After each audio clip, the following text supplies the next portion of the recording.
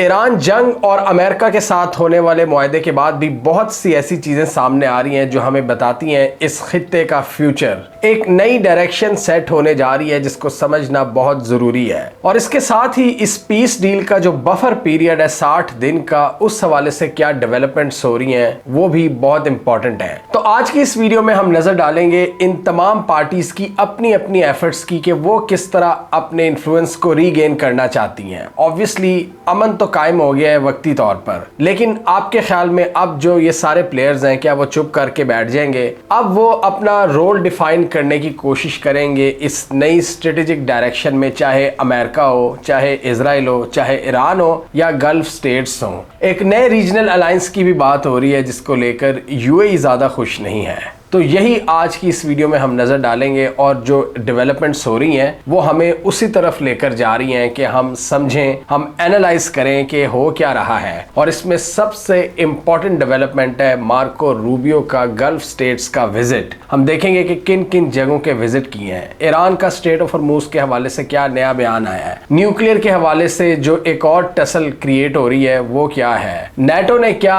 नया बयान दिया है ईरान जंग के हवाले से। ये सारी डेवलपमेंट आज की इस वीडियो में हम डिस्कस करेंगे। आइए जानते हैं।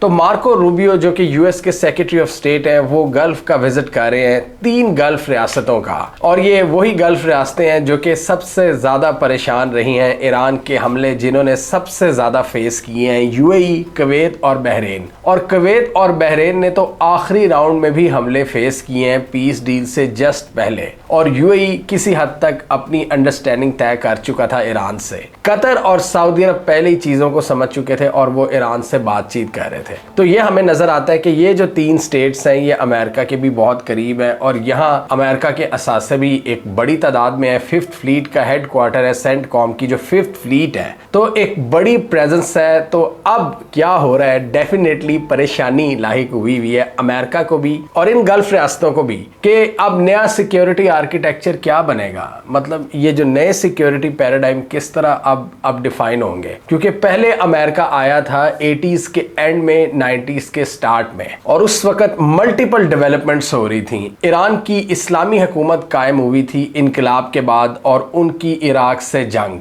जिसमें इराक को सपोर्ट मिली अमेरिका से। उसके बाद शुरू हुई इराक और कुवैत की जंग, और वो जंग थी रिसोर्सेज की। उसमें इराक ने बड़े पैमाने पर कुवैत को नुकसान पहुंचाया और उस वक्त अमेरिका मैदान में आया कि हम आपकी मदद करेंगे। गल्फ स्टेट्स को कहा कि देखो आपको तो कोई भी तंग कर सकता है और आपके पास तो सिक्योरिटी है नहीं, हम आपको प्रोवाइड करेंगे। तो वो अमेरिका जो कुछ साल पहले सद्दाम हुसैन को सपोर्ट कर रहा था ईरान के खिलाफ, उसी अमेरिका ने कुवैत को सपोर्ट किया सद्दाम हुसैन के खिलाफ, सिर्फ इसलिए ताकि उनको इस पूरे रीजन में एक स्पेस मिल सके जमीनी तौर पर। इनकी नेवल प्रेजेंस तो मौजूद थी, लेकिन अमेरिका को चाहिए थे प्रॉपर जमीनी अड्डे जो कि इस जंग के बहाने इनको मिले। और फिर वहां से आहिस्ता आहिस्ता सद्दाम हुसैन और अमेरिका के दरमियान फासले बढ़ना शुरू हुए और 2003 में अल्टीमेटली अमेरिका ने इराक में भी इन्वेजन कर डाली। यानी अमेरिका ने कहा जो हमारा पुराना एलाय था अब वो हमारी बात नहीं सुन रहा था। तो आप कह सकते हैं कि तकरीबन 10-12 साल लगे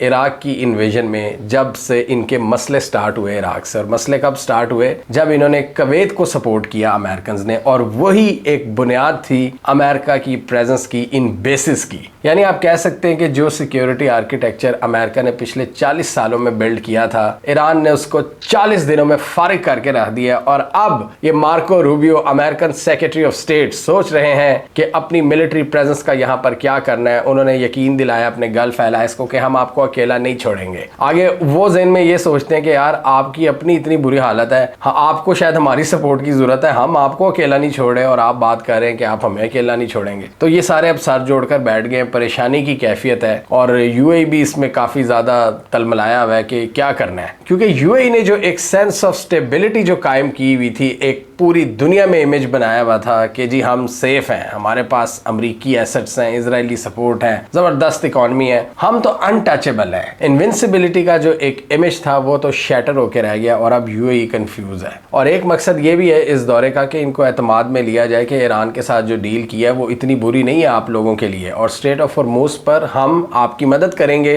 ईरान की बदमाशी नहीं चलने देंगे। यानी अब बेसिस की बात तो बहुत दूर रह गई है। अमेरिका अब कुवैत में एम्बेसी रीओपन कर रहा है 3 महीने बाद, जो कि बंद हो चुकी थी ईरान के हमलों के बाद। मतलब अभी एम्बेसी खोलने जोगे हैं, अभी मिलिट्री बेसिस एक्टिवेट नहीं की। तो यही फिक्र अब लायक हुई है। एक पैनिक की सिचुएशन है अरब रियासतों में। ये पैनिक कतर और सऊदी अरब में नहीं है, जो कि यूएई में है, जो कि कुवैत में है, जो कि बहरीन में है, जिनको एक लत लग गई थी आप कह सकते हैं अमेरिकन प्रेजेंस की। पैसा तो बहुत था इनके पास, ऑयल मनी, गैस मनी, तो उसके बदले ये पेट्रो डॉलर का जो एक इत्तेहाद था अमेरिका के साथ, अब वो टूट रहा है कि जो ऑयल की सेल्स होंगी वो डॉलर में होंगी। तो अगर अमेरिकन प्रेजेंस कम होती है तो इससे डॉलर को भी एक धचका लगेगा। तो ये सबके लिए एक बड़ी डेंजरस कैफियत है कि क्या करना है। अब ये अगर मतलब बैठेंगे भी तो सिक्योरिटी किसके खिलाफ होगी? ईरान के खिलाफ, जिसने इनको मजा चखाया इसी बेसिस पर कि तुम्हारी प्रेजेंस है, और ईरान इनको यही बार बार कह रहा है कि जो इनको होस्ट करेगा वो पार्टी बनेगा हमारे खिलाफ। तो एक बड़ी कॉम्प्लिकेटेड सिचुएशन है, लेकिन मार्को रूबियो कह रहे हैं कि हम अपने पार्टनर्स को अंडरमाइन नहीं करेंगे। अभी ऑब्वियसली जब आपको कोई हल समझ नहीं आ रहा होता किसी बड़े मसले का, तो आप पहले सर जोड़कर तो बैठते हैं, आप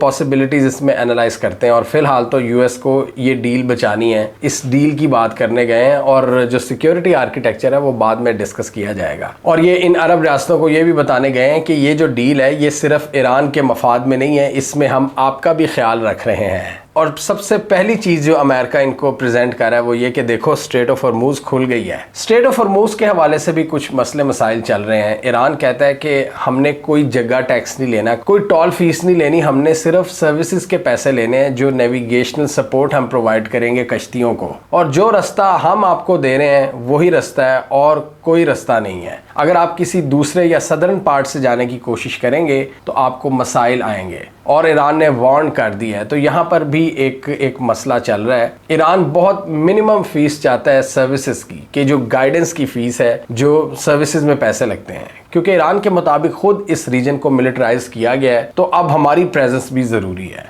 इसके अलावा रूबियो जो जीसीसी स्टेट्स हैं, जिसमें कुवैत, ओमान, कतर, सऊदी अरब और यूएई, उनके एक इजलास से भी शिरकत की है। लेकिन मजे की बात है कि रूबियो ने यहाँ पर स्किप किया है इजराइल को, जिसके आजकल अमेरिका से इख्तलाफात खुलकर सामने आ गए हैं, क्योंकि इजराइल अभी भी इस डील को खराब करने की कोशिश कर रहा है। और ट्रंप से लेकर जेरी वेंस ये सब कह चुके हैं इजराइल को कि इस डील को खराब मत करो, तुम अपने एक वाहिद सपोर्टर के साथ ना बिगाड़ो जो पूरी दुनिया में तुम्हारे साथ खड़ा है। पूरी दुनिया तुम्हें छोड़ चुकी है, लेकिन हम तुम्हारे साथ खड़े हैं, और तुम हमें भी एलियनेट करना चाहते हो। तो आप देखें मार्को रूबियो, जिनके ऊपर एक टैग है प्रो इजराइल होने का, उन्होंने विजिट नहीं किया इजराइल का, जिन्होंने सितंबर अक्टूबर में किया था। हमने इस वीडियो में डिस्कस किया था उसको। तो मार्को रूबियो ने गल्फ एलाइज का विजिट करना तो जरूरी समझा, लेकिन इजराइल का नहीं। तो अब ये सबसे बड़ा चैलेंज है अमेरिका और इन गल्फ रियासतों का, कि अमेरिकन बेसिस का क्या फ्यूचर होगा इस रीजन में, इन रियासतों में। ईरान ने इसका एक नया ऑल्टरनेटिव दे दिया है। ईरान कह रहा है कि हमारे साथ डील करो, हमारे साथ नए सिक्योरिटी पैक्ट साइन करो, नॉन एग्रेशन पैक्ट, जिस पर सऊदी अरब भी काम कर रहा है, और जिसके हवाले से हमने आपको 1 माह पहले बता दिया था, और रिपोर्ट्स के मुताबिक उस पर तेजी से काम चल रहा है। सऊदी अरब अपनी जो दोस्त गल्फ रियासतें हैं उनको तो कन्विंस कर लेगा, लेकिन यूएई शायद इस अरेंजमेंट में ना एंटर हो। ये एक बहुत इंटरेस्टिंग डेवलपमेंट होगी अगर ईरान का इन गल्फ रियासतों के साथ कोई नया एग्रीमेंट हो जाता है, तो ईरान की ये बहुत बड़ी विक्ट्री होगी, और इन अरब रियासतों को फिर सिक्योरिटी की भी जरूरत नहीं रहेगी, क्योंकि पहले इनके डर यही थे ईरान या इराक। इराक तो डिसमेंटल हो गया, अब ईरान था। 90s के बाद अमेरिका ने इनको बताया कि आपका सबसे बड़ा दुश्मन ईरान है। इनकी हॉस्टिलिटी देखी हमने पिछले 30 सालों में। ये एक दूसरे को शैतान शैतान कहते थे, शैतान के साथी कहते थे, चाहे सऊदीज हो चाहे ईरानियंस हो। तो अब आप देखें, ये थैंक्स टू चाइना, जिसने 2021 में ये एफर्ट्स शुरू की थी, जिसको मैं कहता हूं कि डील ऑफ द सेंचुरी थी, जिसने सऊदी अरब और ईरान की दोस्ती करवा दी, और जो हॉस्टिलिटीज थी दोनों की, जो प्रॉक्सी वॉर थी एक, उसको बहुत हद तक कम किया। ये प्रॉक्सी वॉर 90 से चल रही है, जो पाकिस्तान में भी हमने फेस की है, ईरान और सऊदी अरब की, कि किस तरह इन्होंने अपने अपने सपोर्टेड ग्रुप्स को फंड किया है और एक दूसरे को मरवाया इन्होंने, जिससे आम लोगों का, सोसाइटीज का नुकसान हुआ है पूरे वेस्ट एशिया में। और वेस्ट एशिया में मैं पाकिस्तान को भी इंक्लूड कर रहा हूँ। पाकिस्तान और ये मिडिल ईस्ट, इन्होंने अन्नी फेरी हुई थी, ये आप कह सकते हैं 90s में, लेट 90s में, अर्ली 2000 में, और ये 9/11 के बाद भी इनके दरमियान बड़ा हैवी फड्डा था जिसको चाइना ने कम कराया है। और अब ये जो जंग हुई है इसने इसको तेज किया है। ये सऊदी अरब समझ गया है कि ईरान से बिगाड़ने का कोई फायदा नहीं, और इनकी मीटिंग्स भी हुई हैं पिछले साल, ये हम कवर करते रहे हैं। ये एक दूसरे के करीब आ रहे हैं, एम्बेसीज खोल रहे हैं, और ईरानियन स्ट्राइक्स के बावजूद भी इनके अंदर एक है अंडरस्टैंडिंग कि हम दोस्ती कर सकते हैं। आपको याद है इस वीडियो में हमने डिस्कस किया था कि सऊदी ऑफिशियल ने कहा था कि इस पूरी तबाही का जिम्मेदार कौन है? इजराइल है। उन्होंने उसका ब्लेम ईरान को नहीं दिया। वो ईरान से खफा तो जरूर है कि ईरान ने जो इन पर स्ट्राइक्स किए हैं बेसिस पर, लेकिन वो कहते हैं कि शुरू असल में इजराइल ने किया है। तो इसलिए सऊदी अरब तो इस पर सोच रहा है एक नए सिक्योरिटी पैक्ट, एक नॉन एग्रेशन पैक्ट, कि कोई एक दूसरे पर होस्टाइल नहीं होगा। होस्टाइल होने का क्या मतलब है? कि वो आपके दुश्मन को होस्ट नहीं करेंगे और आप हम पर हमले नहीं करेंगे। तो ये अगर सिक्योरिटी पैक्ट हो जाता है तो ये और बहुत सी चीजों को जन्म देगा। और यही बात अगर हम ईरानियन ऑफिशियल्स की देखें तो वो उन्होंने पाकिस्तान में भी की है। एक नया यूनाइटेड फ्रंट प्रपोज किया है मुस्लिम दुनिया के दरमियान कि हमें अब मुत्तहिद हो जाना चाहिए फॉरेन इंटरवेंशन के खिलाफ, ताकि इन अग्रेशंस का रास्ता रोका जाए और हम इस रीजन के फैसले मिल बैठकर हल करें। ये सारी डिटेल्स हमने इस वीडियो में बताई हैं कि क्या अल्फाज थे ईरान के प्रेसिडेंट के, जो बात की है उन्होंने एक नए यूनाइटेड फ्रंट की, एक मुस्लिम दुनिया के दरमियान इत्तेहाद की, जिससे वो चाहते हैं कि इजराइल का रास्ता रोका जाए और फॉरेन इंटरवेंशंस का रास्ता रोका जाए, जिससे इजराइल के लिए मुश्किलात में इजाफा होगा। इस पूरे खित्ते की किस्मत बदल सकती है, अमन का एक नया दौर शुरू हो सकता है जब यूएस बेसिस नहीं होंगी। और ट्रंप तो फ्रैंकली यही चाहते हैं कि यूएस की प्रेजेंस यहाँ ना हो, हम निकले यहाँ से, अपने एरिया पर फोकस करें। ट्रंप यही चाहते हैं और इसलिए ट्रंप के दौर में हम देख रहे हैं कि ये चीजें एक्सेलरेट हो रही हैं। इजराइल इससे बिल्कुल नाखुश है, क्योंकि अमेरिका अगर यहाँ से चला जाएगा तो इजराइल की पोजीशन वीक होगी और उसको अकेले ही मनूवर करना होगा। और नेटो ऑलरेडी इस कॉन्फ्लिक्ट में नहीं पड़ा। अभी हम देखते हैं, जरा आगे थोड़ा सा डिस्कस करेंगे कि नेटो किस हद तक पड़ा है। नेटो के चीफ ने ट्रंप को खुश करने के लिए क्या कहा है, कुछ एडमिशंस किए हैं उन्होंने, लेकिन उस तरह नेटो नहीं आया जिस तरह ये आया करते थे अफगानिस्तान में या इराक में। तो आप देखें इनका अपना अलायंस तितर बितर हो गया, जिसकी वजह से ये जो रीजनल ममालिक के दरमियान अलायंस है उसकी राह हमवार हो रही है। और बहुत जबरदस्त, मतलब हम एशियन अलायंस की हमेशा से बात करते थे, हमें वेस्ट एशिया में ये एक पॉसिबल अलायंस बनता हुआ नजर आ रहा है, जो कि सिक्योरिटी आर्किटेक्चर को कंप्लीटली चेंज करके रख देगा, अमेरिका और इजराइल के रोल को कम कर देगा। और इसलिए ईरान के स्पीकर ने भी यही कहा है कि अमेरिका और इजराइल के खिलाफ हमारी जंग सिर्फ मिलिट्री कन्फ्रंटेशन नहीं थी, बल्कि ये खित्ते के स्ट्रेटेजिक बैलेंस को तब्दील करने की एक एफर्ट थी। अब सऊदी अरब तो इस हवाले से तकरीबन तैयार नजर आता है एक नया सिक्योरिटी पैक्ट साइन करने के हवाले से, जिसमें ये रीजनल ममालिक आपस में बड़ी बातचीत कर रहे हैं। पाकिस्तान, तुर्की, सऊदी अरब, ईरान, यूएई इसमें कुछ ज्यादा खुश नहीं है। और यूएई के प्रेसिडेंट के जो एडवाइजर हैं उन्होंने कहा कि हम नए सिक्योरिटी आर्किटेक्चर को कबूल नहीं करेंगे। उन्होंने कहा कि ऐसा नहीं हो सकता कि एक जंग आए और हम पर नई रियलिटीज मुसल्लत कर दे।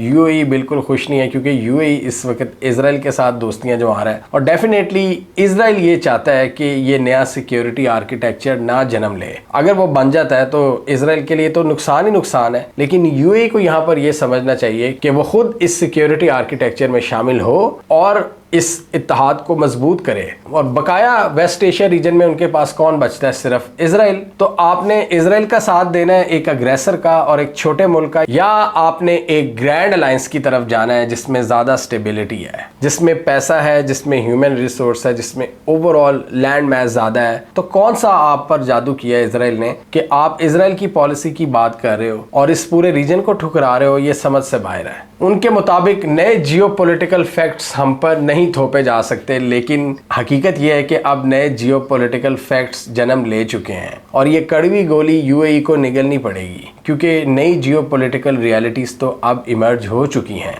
न्यूक्लियर पर बात करें तो न्यूक्लियर मॉनिटरिंग के हवाले से एक कॉन्फ्लिक्ट हमें अमेरिका और ईरान के दरमियान नजर आ रहा है। अमेरिकन ऑफिशियल्स की जानिब से ये बयानात आ रहे हैं कि अब जो न्यूक्लियर इंस्पेक्टर्स हैं IAEA के, वो ईरान की न्यूक्लियर साइट्स का विजिट करेंगे, जबकि ईरान के मुताबिक जब पीस डील फाइनल हो जाएगी तब ये न्यूक्लियर पर बातचीत होगी और फिर विजिट्स किए जाएंगे। तो यहाँ पर एक इख्तलाफ हमें नजर आ रहा है, लेकिन फिक्र ना करें, इस वक्त सारे ही जंग से थके हुए हैं। इस वक्त अमेरिका, इजराइल या ईरान, ये सारे नहीं चाहते कि ईरान कॉन्फ्लिक्ट दोबारा शुरू हो, क्योंकि अमेरिका और इजराइल की तो फायर पावर बड़ी तेजी से कंज्यूम हो रही थी, उनके इंटरसेप्टर्स कम हो रहे थे। तो वो जब तक रीआर्म नहीं होंगे, वो उसमें 2 साल लग सकते हैं या 1 साल, वो तब तक ईरान पर हमला करने की जुर्रत नहीं करेंगे, जो हमने आपको पहले बताया था जब ये पहला सीज फायर हुआ था। लेकिन ये छोटी मोटी चपकलिश तो चलती रहेगी, क्योंकि आखिरकार इंसान है और पंगे वाले सारे इंसान हैं, तो ये इतनी आसानी से मामला हल नहीं होना। बयानात ऐसे आते रहेंगे, कॉन्फ्लिक्टिंग स्टेटमेंट्स आती रहेंगी, अपनी पॉलिटिकल पॉइंट स्कोरिंग के लिए, अपने आप को ज्यादा पावरफुल शो कराने के लिए। मार्को रूबियो का विजिट भी इसी सिलसिले की एक एफर्ट है, लेकिन उनको कोई खास कामयाबी नहीं मिलने वाली, क्योंकि यूएस के पास यहाँ पर कोई कंक्रीट प्लान नहीं है